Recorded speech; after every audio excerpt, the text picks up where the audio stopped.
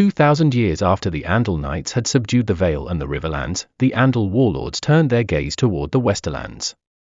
The first Andal invasion was crushed by King Tybalt Lannister, remembered to history as Tybalt the Thunderbolt. The second and third invasions met the same fate, broken against the strength of the Kings of the Rock. However, these victories could not halt the tide entirely, for more and more Andals continued to pour into the lands beyond the direct rule of the Lannister kings. King Tyrion III and his successor, King Geralt II, understood that the fate which had befallen the first men kings of the Vale and the Riverlands would one day threaten the Westerlands as well. Rather than continue an endless war, father and son chose diplomacy over bloodshed. Both kings arranged marriages between the greatest Andal warlords and the noblest houses sworn to Casterly Rock. From these alliances arose powerful new houses such as Jast, Leyford, Haran, Marbrand, Brax, and Sarsfield.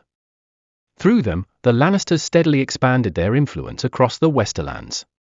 Still, neither Tyrion nor Geralt fully trusted the Andals, and to ensure the peace, they demanded valuable hostages from the Andal lords, who would be kept at Casterly Rock.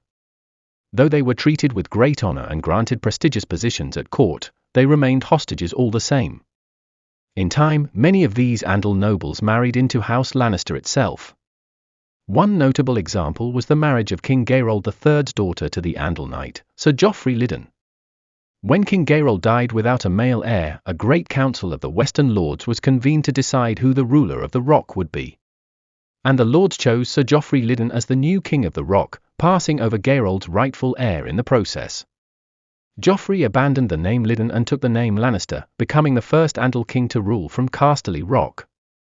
Yet through his wife, his descendants still carried the blood of the first men. Under the rule of the Andal kings of the Rock, the Westerlands were finally conquered and unified beneath the Golden Lion of House Lannister. For instance, King Syrion Lannister conquered the Golden Tooth and afterwards placed House Leyford as its new overlords. Tommen I built a fleet of ships, sailed to Fair Isle, where he bought the island under the rule of the Rock, by marrying the daughter of the last petty king from House Farman. Another Lannister king, Lancel I, who was dubbed as the Lion, dared to attack the Reach and managed to conquer Gardner territory that stretched to Old Oak. However, King Lancel was killed during his military campaigns in the Reach, and his conquests did not last long after his death. For all of King Lancel's gains in the Reach were lost under the rule of his son Lorien III, who earned the mocking title of Lorien the Limp due to his defeats in the Reach. One of the greatest Lannister kings was King Gerald the Great, who sailed to the Iron Islands, defeated the Ironborn, and sailed back to the Rock with 100 captives.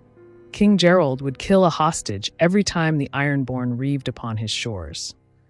Lancel IV was yet another king of the Rock that gave battle to the Ironborn, for he fought and killed King Harold the Half-Drowned and his heir with the Lannister Valyrian steel sword Brightroar. But like his predecessor, Lancel I, Lancel IV died at the Battle of the Red Lake in the Reach while he was trying to conquer parts of it. Not all the kings of the Rock were great noble warriors, for some of them were weak, cruel, and mad. Some of the worst Lannister kings were Lorien IV, who was a luckwit, and his grandson who succeeded him, Lorien V, who was dubbed as Queen Lorien, for he liked to wear his wife's clothes and wander the streets of Lannisport like a common whore.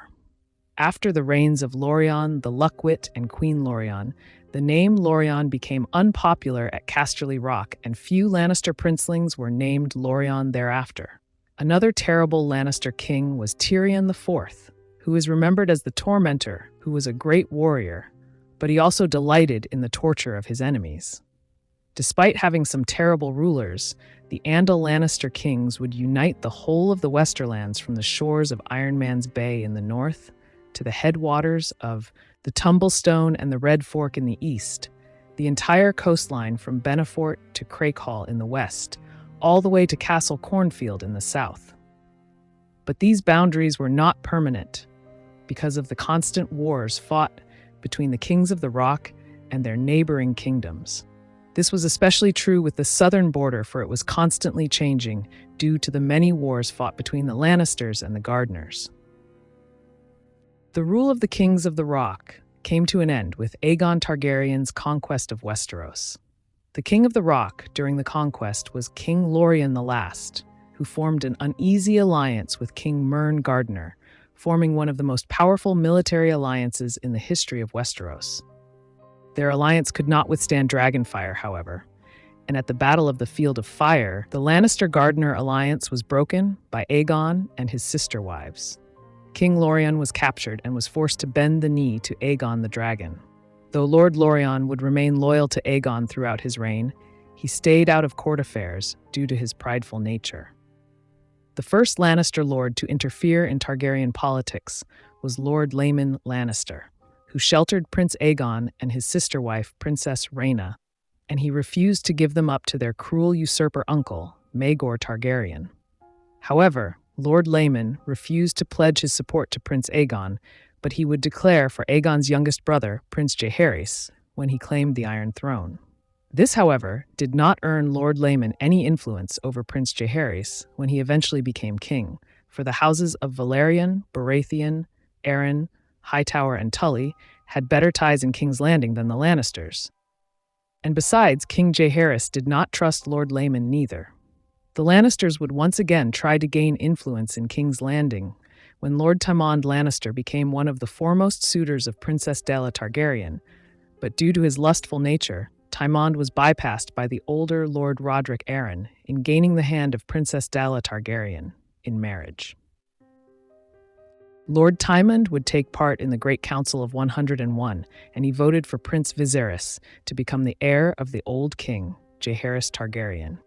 During his reign, King Viserys rewarded the support of Lord Tymond by naming one of Tymond's twin sons, Tyland Lannister, as the Master of Ships.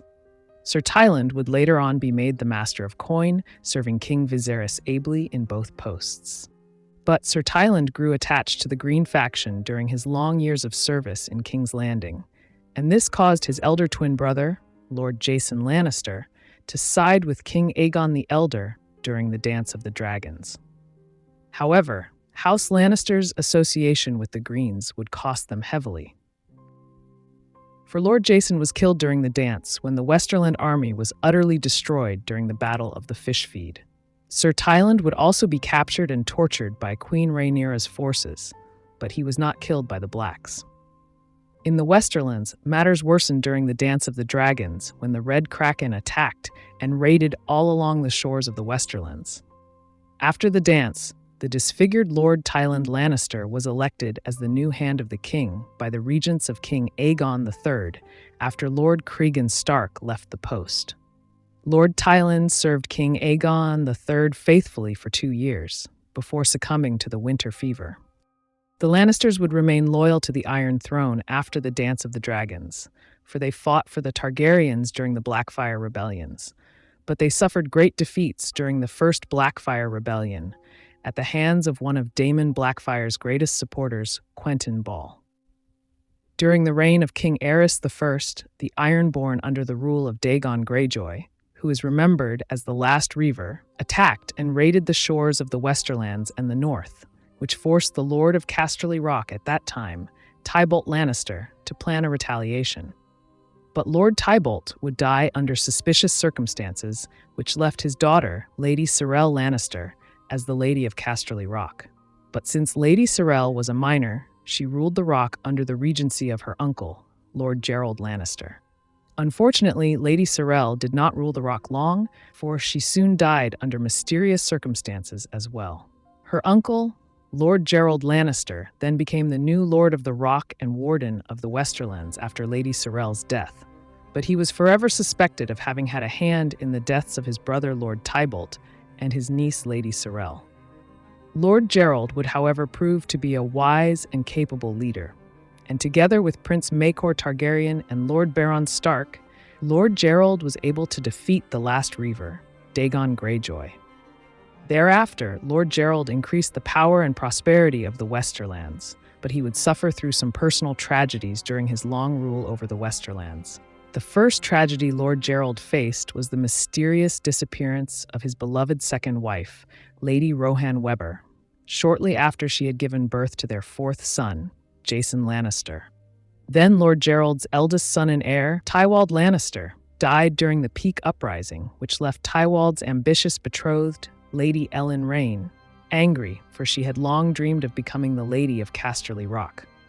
Despite her loss, Lady Ellen was determined to become the future Lady of the Rock, and so she convinced the twin brother of her dead betrothed, Tywin Lannister, to set aside his own betrothed, who was a daughter of a Lord Rowan, and marry her instead. Though Lord Gerald tried to prevent this marriage from happening, he eventually relented, and a grand wedding ceremony would then take place at the Rock, in which Tion and Ellen were married.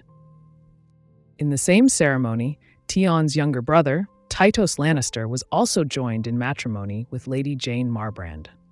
Since Lord Gerald had never remarried after the death of his second wife, Rohan Weber, Lady Ellen became the Lady of Casterly Rock after her marriage to Lord Tywin Lannister. And as the Lady of the Rock, Lady Ellen led an extravagant lifestyle, and she surrounded herself with her family members from House Rain. In particular, Lady Ellen granted her brothers Roger and Renard positions of influence at the Rock, but her rule over the Rock only lasted a year, for in 236 AC, the pretender demon III Blackfyre landed his forces in the Crownlands and started the Fourth Blackfyre Rebellion in the process. King Aegon the Unlikely summoned his bannermen, and from the Westerlands, Sir Tywin Lannister rode forth with a mighty Westerland army. At the Battle of Wendwater Bridge, the Blackfyres were utterly destroyed, which granted the Loyalist a great victory. Unfortunately, Sir Tywin Lannister was among the few Loyalists that lost his life at this battle, and his dead body was returned to rest at the Rock. The death of his heir rejuvenated Lord Gerald as he took up the rule of the Rock once more, in order to prepare his weak-willed third son, Tytos Lannister, to rule the Rock and the Westerlands. Though Lady Ellen remained at the Rock following the death of her husband, Lord Gerald banished all the other reigns from the Rock, and they had to return to their ancestral seat of Castamere. The influence of Lady Ellen at the Rock dwindled, for all her power had come from her late husband, but the power of Lady Jane Marbrand increased, for she stood to become the new Lady of the Rock. Lady Ellen was so angered by her loss of station that she tried to seduce the 19-year-old Tytos Lannister so that he could set aside his wife and marry her instead. The weak-minded Tytos was nearly seduced, but he was overwhelmed by Lady Ellen's sexual advances that he ran to his wife and confessed all that had transpired.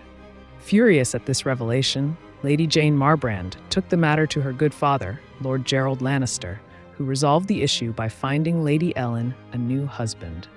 Ellen Rain was married off to the 55-year-old Lord Walderon Tarbeck. Lady Ellen would then depart from Casterly Rock with her new husband, and she would never again set foot in Casterly Rock, but her hatred of Lady Jane Marbrand and House Lannister as a whole would persist thereafter. Lord Gerald, who was dubbed as the Golden, would die shortly after the birth of his first grandson, Tywin Lannister. Lord Gerald's rule over the Rock had lasted 31 years, and in this time he had led House Lannister to prosperity and power, but upon his death, his good-willed but weak-minded son, Tytos Lannister, became the new Lord of the Rock and Warden of the Westerlands. If you enjoyed this video, please leave a comment and subscribe to the channel.